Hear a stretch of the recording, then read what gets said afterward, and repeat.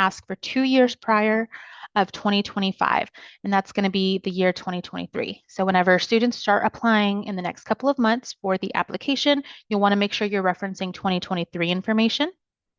And then another important date to note is our priority date to be considered for those first come, first serve funds right now is January 15th, 2025. But this date is subject to change, and we anticipate that it will change or be extended for a majority of our students. So definitely visit financialaid.unt.edu frequently to know when our priority dates will be.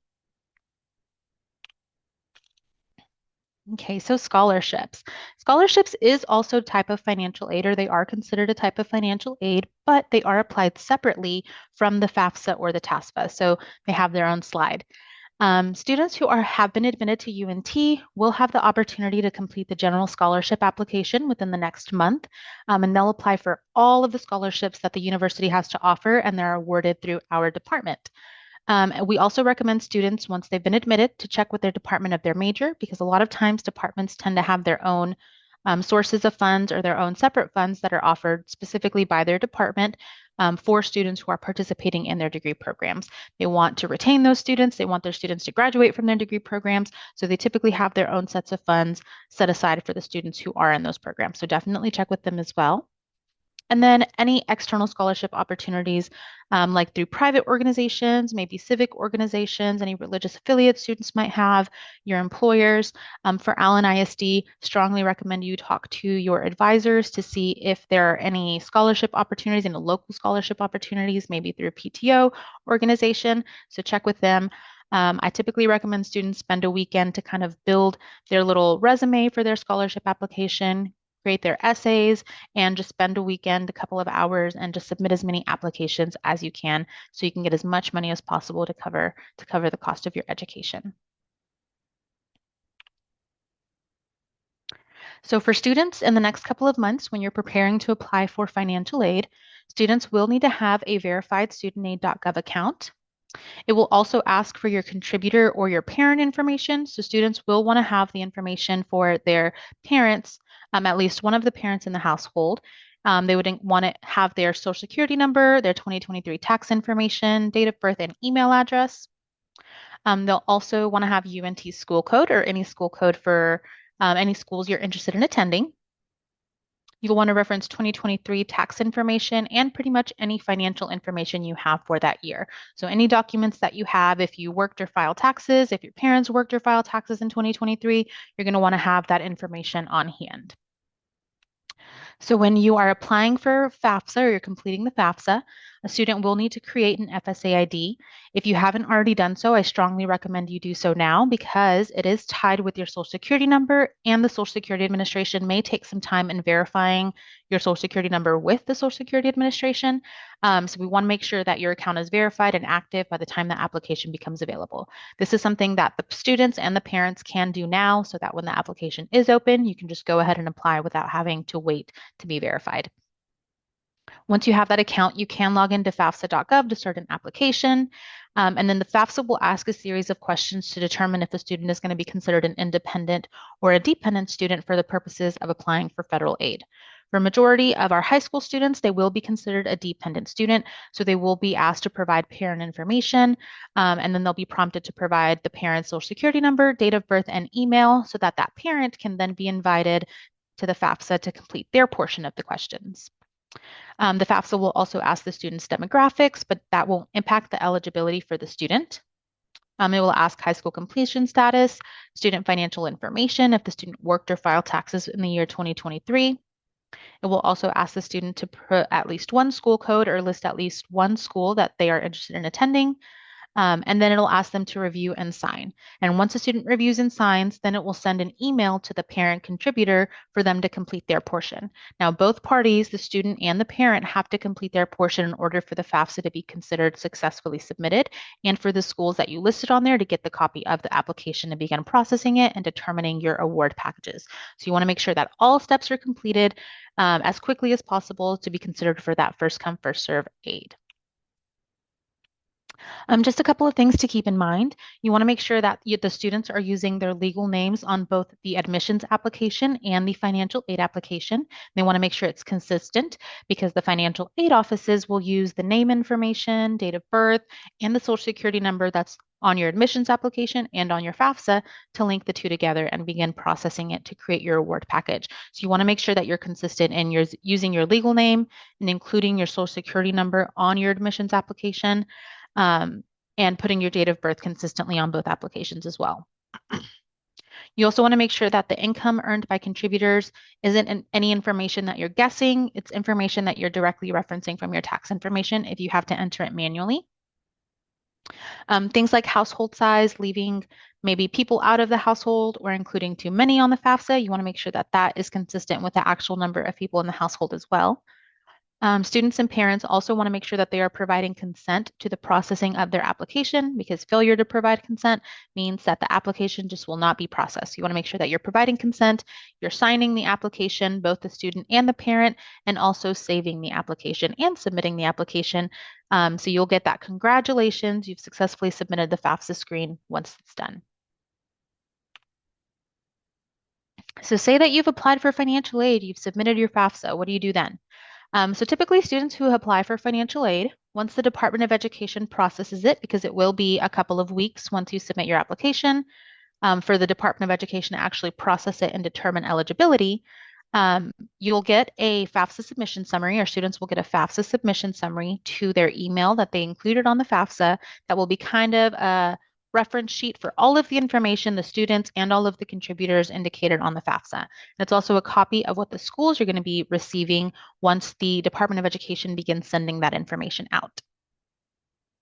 For students who have been admitted to UNT, they'll also receive an email to their UNT Eagle Connect email once we have received their application, letting them know that we have it and the timing of processing for that application.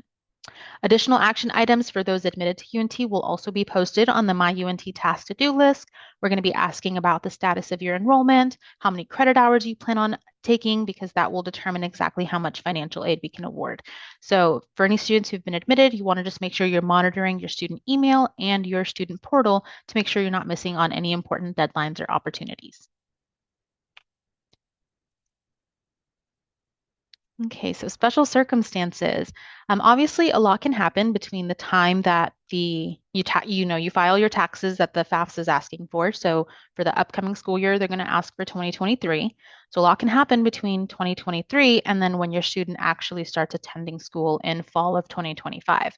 So if there have been any changes in income, a change in the household situation, any loss of benefits, divorce or separation, anything like that, or there's any extraordinary expenses in the household that might not be represented by the tax information that's represented on the FAFSA, then you can let us know. You can contact our office and ask for a special circumstances form so you can indicate how your financial situation has changed so that we can award your student based on the most accurate financial situation for your family at the time that the student is actually attending.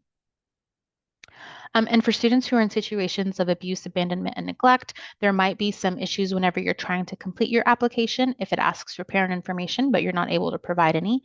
So if you know somebody in the situation or if you yourself are in the situation, after you apply for financial aid, reach out to our office and we'll be happy to help you and guide you in completing the necessary forms so that you can apply as an independent student. So as we wrap up, just a couple more things to keep in mind. If you haven't already done so, you want to make sure that you're applying for admissions early. The earlier you apply for your admissions, the better your chances are of securing the funding. Just as a reminder, students who have been admitted will have access to the UNT General Scholarship application to apply for all UNT scholarships that's going to become available next month. You will not have access to this application until you officially have been admitted. So the earlier you apply, the better your chances are of securing those scholarship funds. You want to make sure that you're applying for financial aid and scholarships both separately, but annually every single year through all available sources. You want to make sure you're monitoring studentaid.gov, but also financialaid.unt.edu for the most up-to-date information, application dates, and priority dates for UNT. Make sure you're keeping a signed copy of your tax returns and W-2s in case you're required to submit them to the financial aid office for verification or to confirm that the information on your FAFSA is correct. And also ask for help as soon as you need it. The earlier that you ask for help, the better your chances are, the better the timing is for us to be able to find the resources to help you cover your costs or to assist you with any issues you might have. So for anybody who's interested in UNT, has any questions, would like in-person assistance, you're more than welcome to visit us at the UNT One Stop. We are located on the second floor of the Eagle Student Services Center on the UNT Denton campus, and we're open Monday through Friday, 8 to 5. We also recommend saving the Federal Student Aid Information Center contact information because there might be issues with the processing of applications. And so if you wanted to know the status before schools actually start receiving these applications, then you can reach out to them to figure out what status or what in the processing your financial aid application might be. But that is it for me. I will go ahead and leave the slide up just in case anybody wanted to take a screenshot or write down any of our contact information. And then if you have any questions, feel free to ask them in the Q&A or in the chat, and we'll be happy to answer them.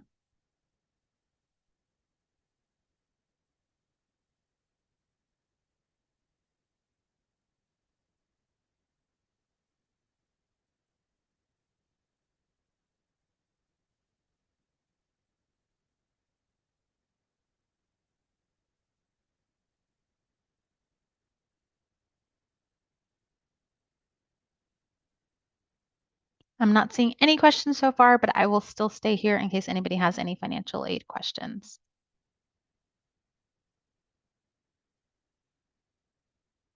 Okay, we did have a question from a guest. I will go ahead and answer it live. The question is, can scholarships or aid apply to room and board and books or just tuition? So it is possible for scholarships and financial aid to be applied towards books, towards housing, towards dining. However, financial aid is applied towards tuition and fees first. So if the financial aid is more than enough to cover all tuition and fees, then the excess funds will either be applied towards any housing or dining costs, or if the student doesn't have any direct housing and dining costs, like through the dorm or a meal plan, the student will be issued a refund that they can use to cover books and any supplies that they might need. We have another question for how does it typically work for students of divorced parents? We'll both need to fill out a FAFSA form. That will depend on how the student completes the application.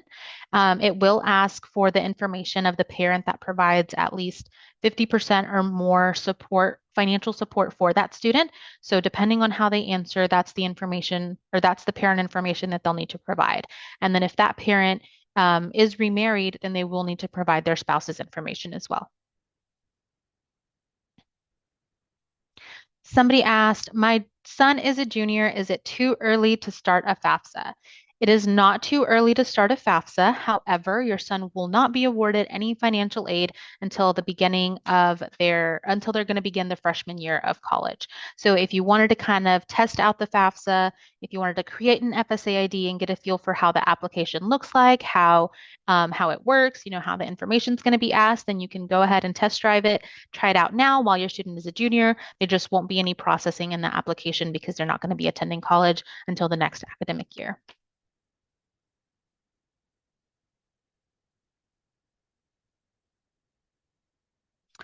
Somebody asked, do we have to apply for FAFSA even though we know we won't get financial aid? We strongly recommend everybody submit a financial aid application, and I do believe it is a requirement of the state of Texas for high school seniors to complete the application for graduation. So while it is not required for you to attend college, it would be required for you to graduate high school. Somebody asked, is financial aid issued all at once or is it spread out? Financial aid is typically issued per academic year. So when a student applies for financial aid, we'll typically award them aid for that fall and spring semester.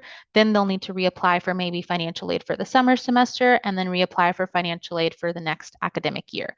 So we'll apply it annually, but the student will typically only need to apply once a year.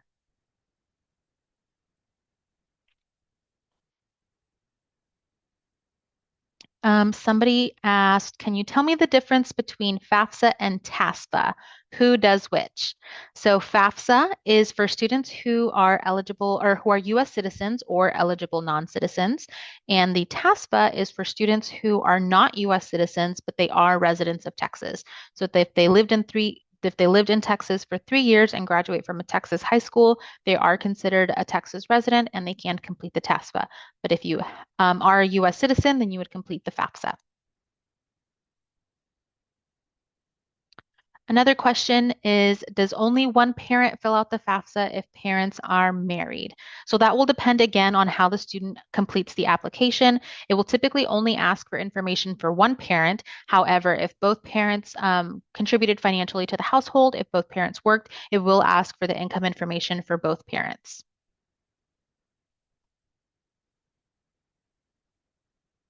Somebody asked, is it worth it to apply for the application even if both parents are earning a good salary?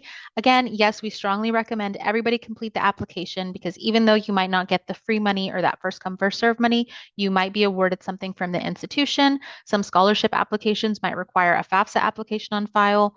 Most Texas students are required to complete a FAFSA in order for high school graduation. So we do recommend completing the application anyway.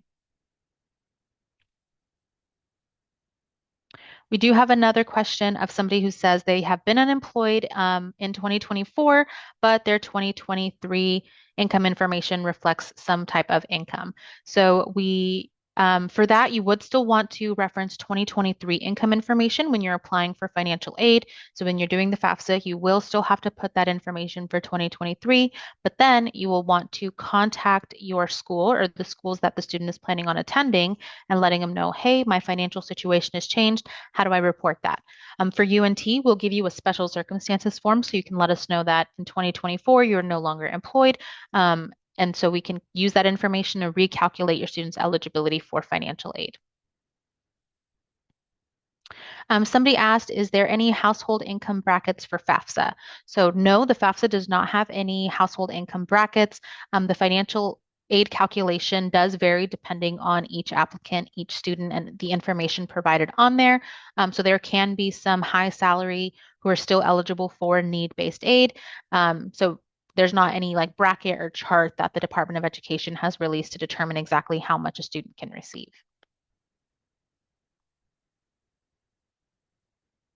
Somebody asked, how are 529 plans factored into financial aid? So they're not really factored into financial aid. The 529 plans are used essentially as payment towards the student's tuition and fees. And so any financial aid that they receive aside from that can still be applied towards any remaining tuition and fees or towards housing and dining costs or even like external costs like books, supplies, and things like that. Somebody asked, is TASFA for students attending Texas universities only? Yes. So the TASFA is only for students who are Texas residents attending Texas schools. Texas application for state financial aid would not offer financial aid to students attending schools in other states outside of Texas. Somebody asked, is tuition or scholarship determined by FAFSA? Neither tuition or scholarships are determined by FAFSA. Tuition is determined by the credit hours or the classes, the degree program that the student enrolls in, also based on their residency status. So if they are a U.S. or a Texas resident or non-resident or an international student. And then scholarships will be typically based on a student's academic merit. So they'll look at their grades, their class rank, and their test scores to determine exactly how much to award there. Somebody asked, do I need to wait until December 1st to start the FAFSA process, or can I start earlier? So for the guidance that we've received from the Department of Education, they have mentioned that they anticipate the application be open to everybody by December 1st, but they will be doing kind of a beta testing rollout period starting October 1st. So there's not a specific date for when the application will become available to you, but we do recommend starting on October 1st to monitor studentaid.gov, to log in, make sure your email notifications are turned on and you're signed up for their newsletter to see when you will receive access to the application because it's possible that you can complete it before December 1st. We can't guarantee it. It'll be up to the Department of Education for when they give access to students. Somebody asked, are 529 plans considered income on the FAFSA? They are not considered income on the FAFSA, but if it asks about 529 reporting, you will need to report that as a line item, but it won't necessarily be considered as income.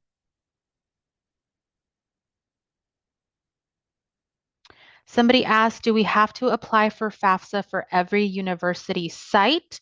Um, I think what you mean is if you have to apply for financial aid for every school you plan on attending, and typically if you want to receive financial aid from that school, then yes, you will need to include them on your financial aid application. Now, this doesn't mean that you have to submit an application for every single school, but on the FAFSA, it'll ask you what schools you're interested in. So when you're doing the application on there, you can list every single school that you are interested in enrolling in and attending. And then we can, all those schools will receive a copy of your application to begin processing for financial aid. But it's important to know that a majority of schools will not award you or will not create an award package or offer any scholarships until the student has actually been admitted to the school. Somebody asked, where can I find out information about work study opportunities? So work study opportunities you can find on UNT's Career Center website. On the Career Center website, there is another little link to a website called Handshake. So UNT has a partnership with Handshake, which is kind of like an Indeed for students. So students will be able to create their little profile, log in with their student information, and look at all of the different on-campus employment jobs that students can apply for. You'll see some regular part-time employment, but then you'll also be able to filter it to show you specific work study jobs as well. And then students can apply for those work study jobs, get hired, and then once they get hired, they will, start earning that work study fund that the Department of Education or the federal government or Texas government offered. Somebody asked if we could please discuss the difference between subsidized and non-subsidized loans. Sure. So there are two different types of loans that are typically offered to students. In some cases, students might only be offered one type depending on their level of financial need, but a majority of our students are offered two different types of federal loans that are offered by the FAFSA and the Department of Education. So both of those are the subsidized loan and the unsubsidized loan. So the difference between the two is the subsidized loan does not accrue interest while a student is in school. Essentially, the Department of Education is subsidizing the interest that's accruing on that loan, so it's not a growing loan, whereas the unsubsidized loan is growing interest while a student is in school. Now, it's not going to be a crazy amount of interest. It'll probably be one of the best interest rates that you will get on an educational loan, but just keep in mind it is steadily growing. You can make payments on these loans while a student is in school. However, it is not required until 6 months after the student graduates, and that's when payments will begin. So as long as a student is in school, then those payments will be deferred or postponed, but 6 months after the student graduates is when they'll be notified of that first payment for their loans. Somebody asked, what is SAI and how does it impact financial aid amount? So that's a good question. SAI is the Student Aid Index, and that is what the Department of Education calculates the level of financial need for that student. It's what the school will use to determine how much financial aid we can award that student. So depending on how low or how high the Student Aid Index is, depends on what or kind of determines a student's level of need and will determine how much of need-based financial aid like grants and work study the student can receive. Somebody said you mentioned that FAFSA may be open in October to some. Do you know what criteria they are using for early access to FAFSA? Unfortunately, I don't know what criteria they are looking for what students and what students will have access, but I do recommend visiting studentaid.gov to see maybe what options a student might have to have that access early. Somebody asked, can 2026 junior students apply this year? You can apply if you'd like, you just wouldn't get any type of financial aid. It's not really going to give you a leg up on the application process other than you're going through it once, so you kind of know what to expect for when your student is actually going to be attending school. So you don't have to apply now, but you can in case you wanted to kind of test drive the application and see what it's about, see how the questions will be asked, and kind of see how the process goes. Is parent savings considered towards FAFSA or only family income? So it will ask for a parent's cash checking and savings accounts information or not their information, but their amounts. So it will ask for the income that you have in your savings, the income that you have in your checking account, and we'll use that towards calculating a student's eligibility for financial aid.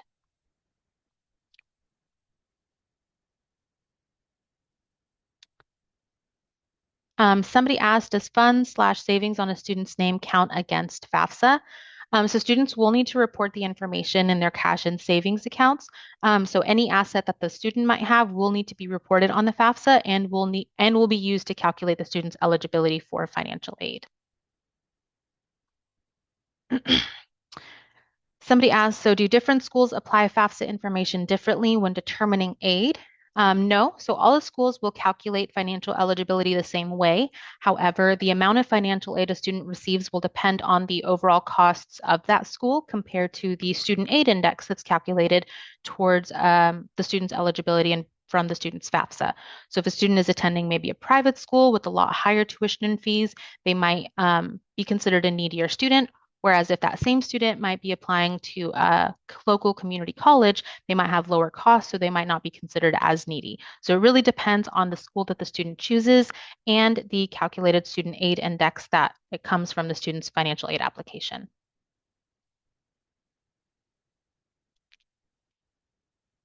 So somebody asked, what constitutes part of parents' total assets while applying for FAFSA? So essentially, all of the assets, all of the financial assets that the parent has will need to be reported on the FAFSA. So anything that's considered a financial asset for the purposes of tax reporting will be asked for on the FAFSA as well. Do we need to submit the FAFSA before submitting a common application, or is it the other way around? So you can submit either or first. It really does not matter. However, the schools will not process an application or a financial aid application until they've been admitted. So the usual order would be the student is admitted, the student applies for financial aid. But if you apply for financial aid first, that's not a problem because once the student has been admitted or completes that common app and has been admitted, then the school will then receive their FAFSA and begin processing it.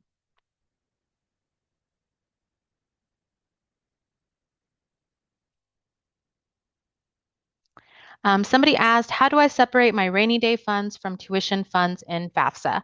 So the FAFSA won't really ask for funds set aside specifically for tuition. It will ask all of your financial information. So it will ask the information for any income earned in 2023, as well as current asset information, current cash, checking, savings account balances, and use that to calculate towards a student's eligibility for financial aid. Someone also asked, I have 529 not in the name of my student. Should I change the beneficiary to my student? If the student is wanting to receive the benefits from the 529, such as that tuition coverage, then yes, you would need to update that information to be under your student's name so that they can receive those benefits.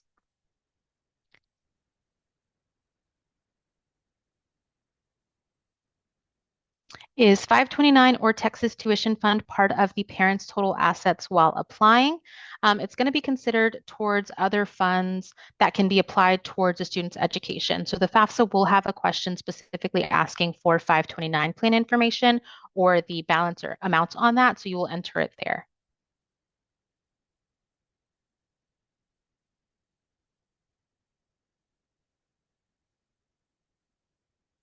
So would an IRA be reported on FAFSA? Does the IRA being traditional or Roth have an impact on the reporting of the FAFSA? So if it's considered an asset, you will need to report that information, and all of that will be used to calculate a student's eligibility. But whether it's Roth or traditional, I can't really say how differently that's weighted, but the Department of Education will use the information that they have, and that's entered to calculate the student's eligibility. Someone else asked, do I need 401k info when filling FAFSA? Yes, you'll want to have any information you have to date for up to 2023, any 401k information you have, and we'll want to report it on the FAFSA as well.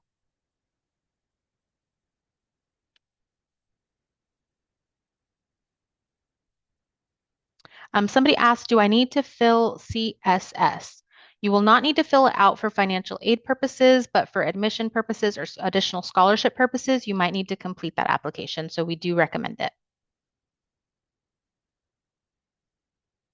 Someone asked, do we need to submit specific bank account details/amounts to FAFSA or just an estimate? So you'll want to use the most accurate information on your bank account and your bank details that you have for so that the Department of Education can calculate that eligibility and so that if you are flagged for verification, you won't have to provide any additional documentation.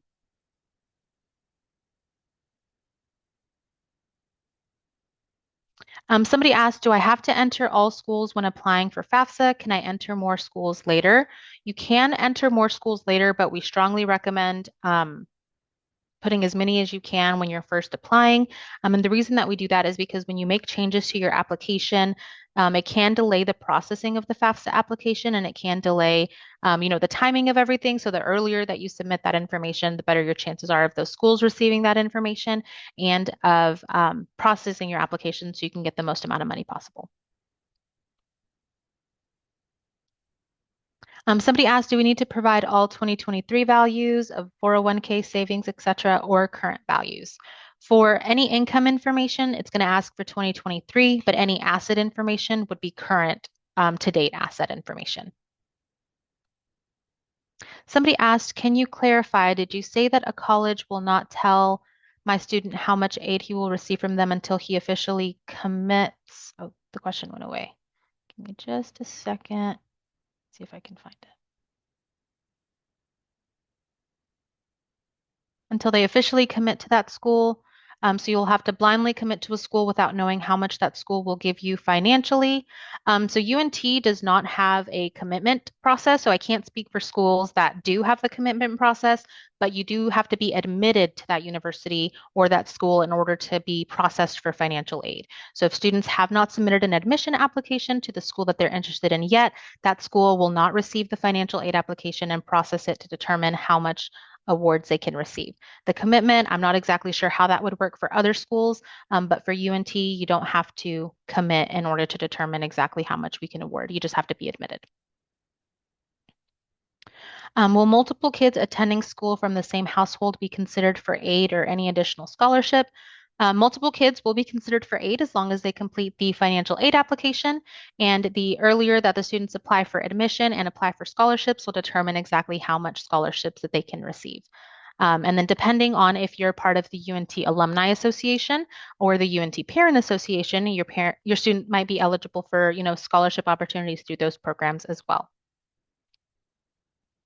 Somebody asked, can we fill both FAFSA and TASFA as a US citizen to Texas College? So that answer is no. You would want to make sure that you're completing one application or the other, but not both. You can only receive financial aid from one application. So if you are a US citizen, the FAFSA would be the application to complete because it would review you for financial aid for schools or it would review you for financial aid from the federal government, from the state of Texas, and from the university, whereas the TASFA will only review students for Texas aid and university aid. Somebody asked, what is the FAFSA deadline for 2025 fall students? So there's not a hard deadline, but the current priority date to be considered for first come, first serve funds would be January 15th. Students who complete the application after January 15th will still be considered for financial aid. There just might not be as much first come, first serve funds available to offer those students. How many colleges can my student list on the FAFSA? I believe for the 25-26 FAFSA, a student will be able to include up to 20 schools on the application. So if they want to include any additional schools after that, they will be entered and they will be able to enter those details manually. Somebody asked me to clarify if the FAFSA will ask for 2023 tax information and account balances current as of when applying October to December 2024. So yes, you are correct. It will ask you to provide tax information and income information from 2023, and account balance information, asset information will be current as of applying either any time between October or in the future.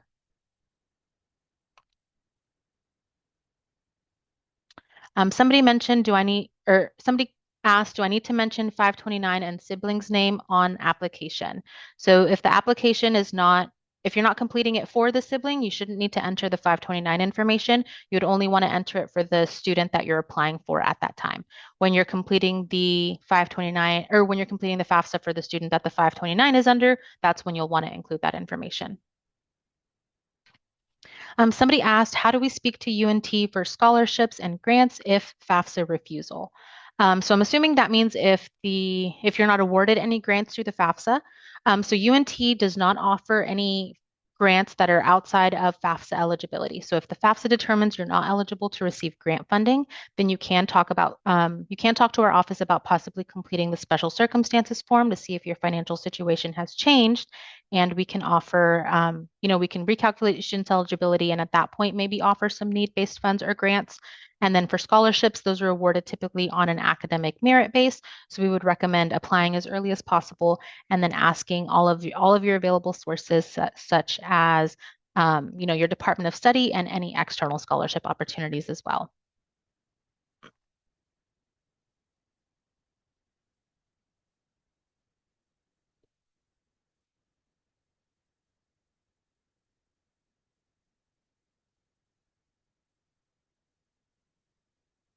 Somebody in the chat asked, my husband and I have a FSA from when our oldest son went to college.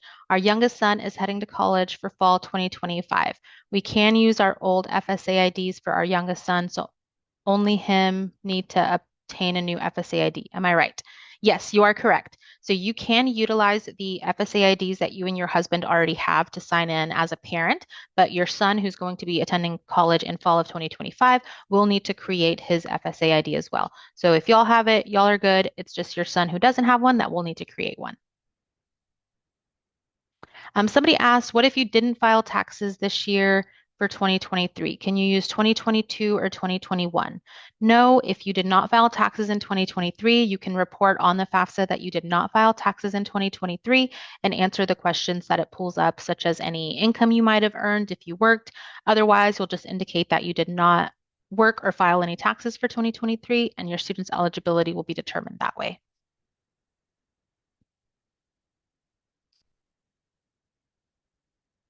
Somebody asked, in the case of divorced parents, what if my son is a dependent on my tax return, but my ex-husband is the parent who provides more than 50% of the child's expenses?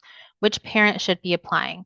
So the FAFSA will ask for the information for the parent who provides 50% or more of the financial support for that child. So even though the child might be a dependent on your tax return, it's your ex-husband's information that will be asked for on on that student's FAFSA. And then if that parent has another spouse, then their information will be asked for as well.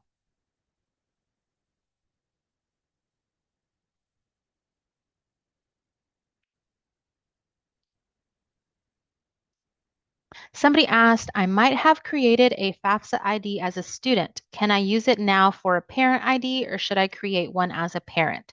So your FSA ID is actually tied to your social security number. So you would still use the same FSA ID if you are now a parent to sign and complete the parent portion of the FAFSA. So you wouldn't need to do anything different. Just sign in as a parent using the information that already exists.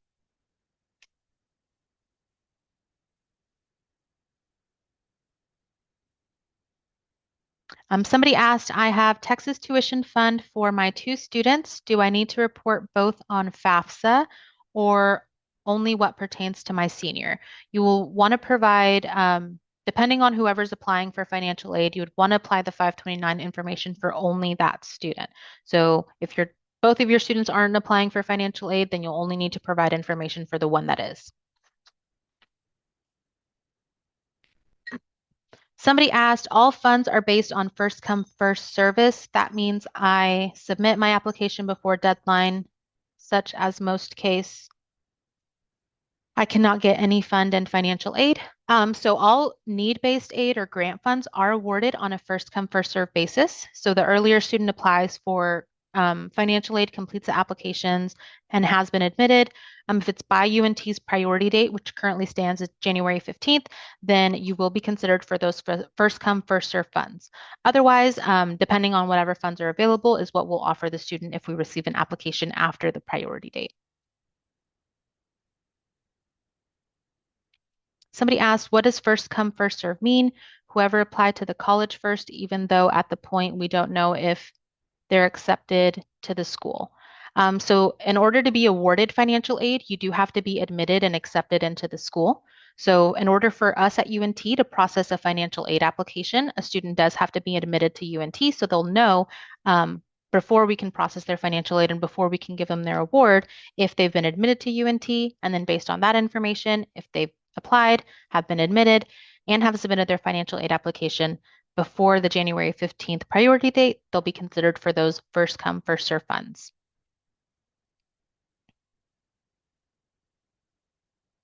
Somebody asked, do we need to create a profile before the open enrollment?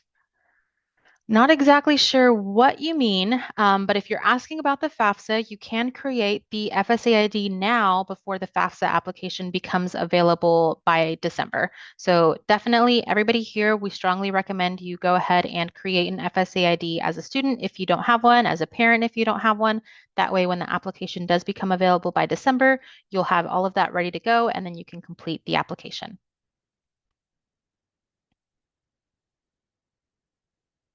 Somebody asked, what if divorced parents share financial support for the child? Who completes FAFSA? So the FAFSA information will ask, or the FAFSA will ask the student who provides more than 50% or more of the financial information. So you and your ex-spouse will need to determine who provides more financially, and that's the information that will be asked to be provided on the student's FAFSA.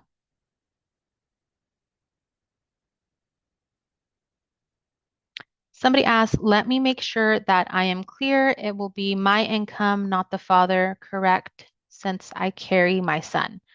The financial aid application or the FAFSA will ask information for the parent who provides 50% or more of the financial support for that student. So, depending on who provides the financial support, even if they're reported on your taxes or not, that is who will provide that information on the FAFSA to determine your student's eligibility.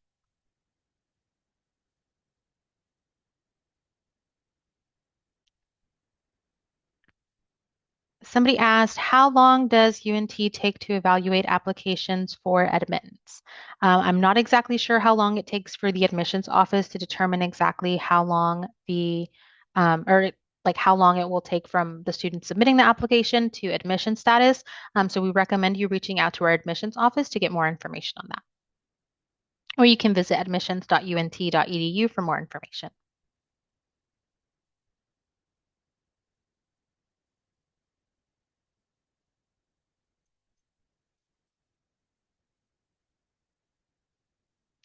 Somebody asked, there was a lot covered here. Is the FAFSA a friendly, helpful step-by-step process helping to be sure everything is covered as needed?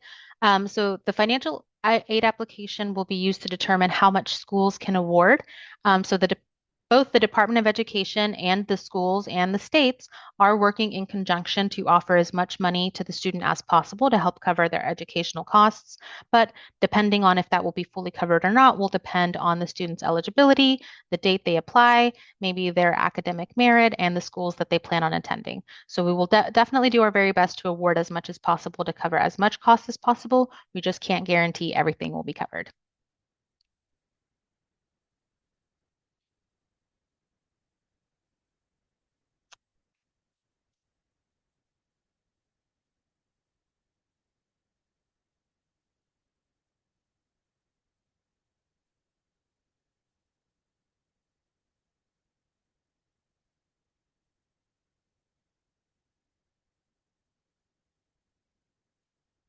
Somebody stated, I and my daughter need to create a separate FAFSA account.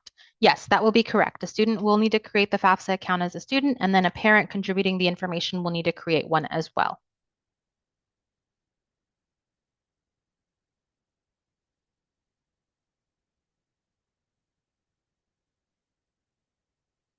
Somebody asked or said yes, but is the web page very helpful for all of this? So you can visit financialaid.unt.edu and you can find most of the information covered here today. And then, of course, you can visit studentaid.gov for any additional or more details on the application process, the eligibility process, and how the FAFSA is used or how they calculate a student's individual eligibility.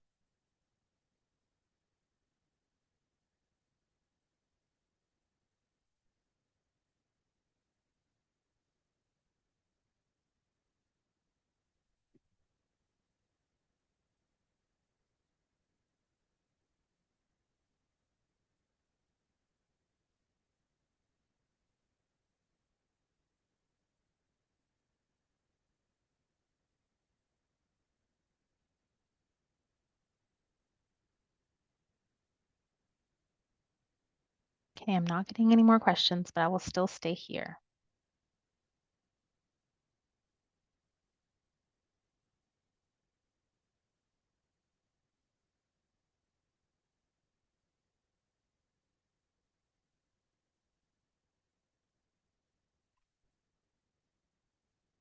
Someone asked, is the FAFSA webpage a very helpful step-by-step process to follow?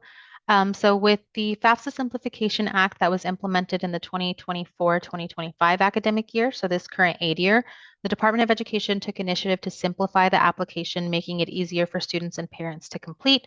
So the hope is that it is very helpful. It's very simple for students and parents to complete. However, with those changes, there were, a lot more technical issues. So you might get some technical issues here and there, but answering the questions should be fairly straightforward and easy.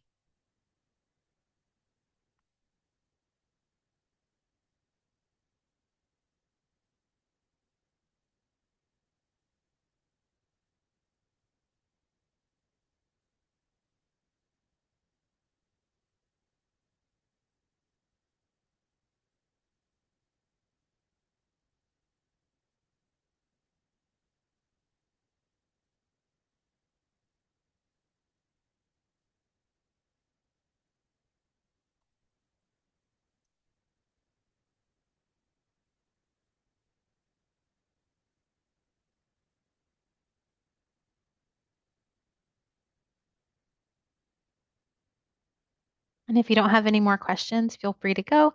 Otherwise, if you do, feel free to type it in the chat.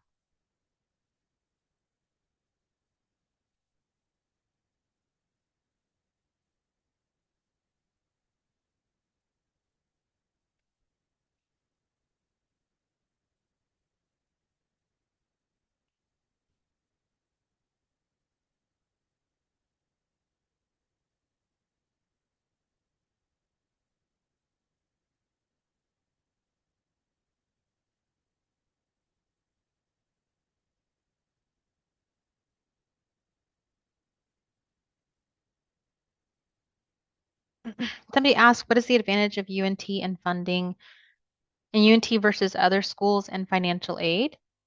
Well, we do offer more than $45 million in financial aid to all of our students every single year. We have great and excellence programs for students who are early admits and show high academic merit. So most students who apply as early as possible and show high academic merit are awarded some type of UNT Excellence Scholarship that can be offered for up to 4 years. A student can receive continuously every year. We do also offer full ride tuition plans such as the Emerald Eagle Scholars Program that guarantees covering all tuition and fees for up to 4 years for students who are invited into the program. Um, and lots of other stuff. We have great programs, we have great academic programs, lots of extracurriculars and activities for students to complete. If you'd like, you can visit the campus and get a tour so you can see more about the information, all of the things that we have to offer for our students. Somebody asked to create both the parent and the daughter an FSA ID, you would go to studentaid.gov. Yes, and essentially just create an account at the top right corner. You would start the process that way and then enter your information to create the FSA ID. Somebody said to clarify, do both married parents need two separate FAFSA IDs to complete the FAFSA if they file taxes jointly? If they file taxes jointly, it might not ask for both parents to provide income information. It might just ask for the one, but that will depend on how the contributors are selected when the student enters their information. So if both parents are earning income in 2023, but they're filing jointly, it might only ask for one of them to submit the information, or it might ask for both. That will just depend.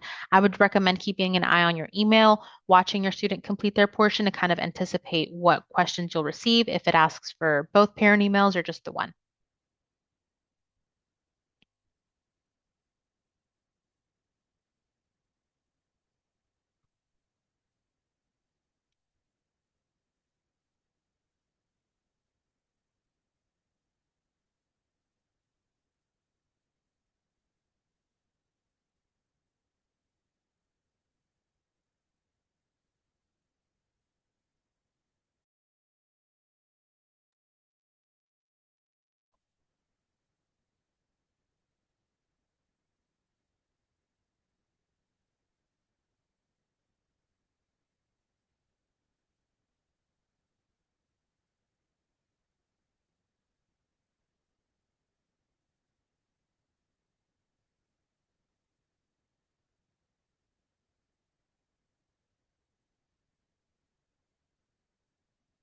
Somebody asked, do I need to provide my loan info on the FAFSA? You shouldn't need to provide any loan information that you might have. Because it's not really considered an asset for you. But if you have extraordinary expenses, maybe you're paying off of your own student loans, that's information that's not necessarily reported on the FAFSA or on your tax return. So you can report it to the school as a special circumstance and say, like, hey, my income is also going towards me paying off my own student loan or my own personal loan. So schools can take that into consideration to determine a student's eligibility.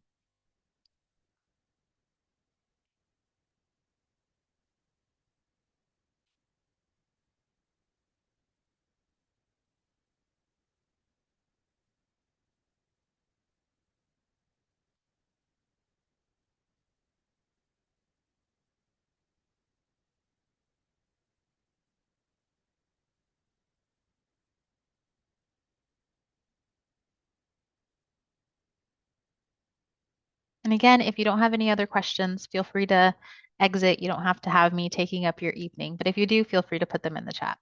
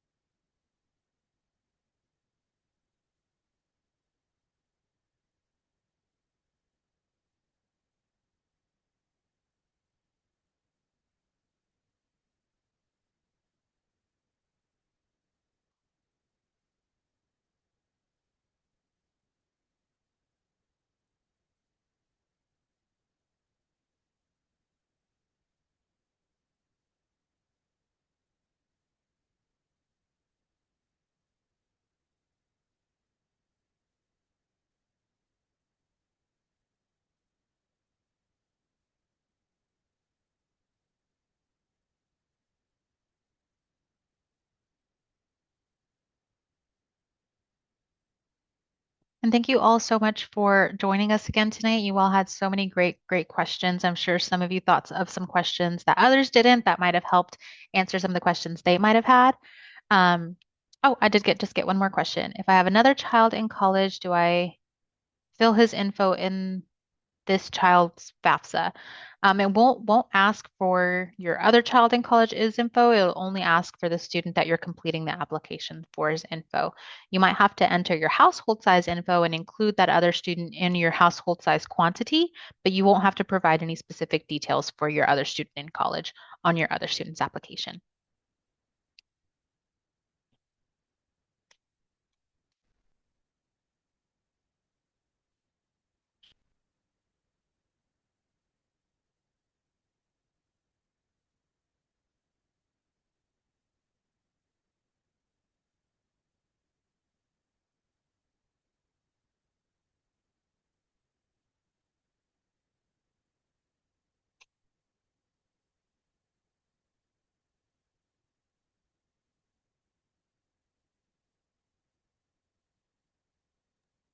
Hi, thank you all so much for joining us tonight. I hope that you were all able to get so much information as these things are quickly approaching. This call has been recorded. You'll also have access to slides and all that good information from tonight. So we will send that out to y'all. But if there's not anything else, we hope you all have a good rest of your night and go Mean Green. Green.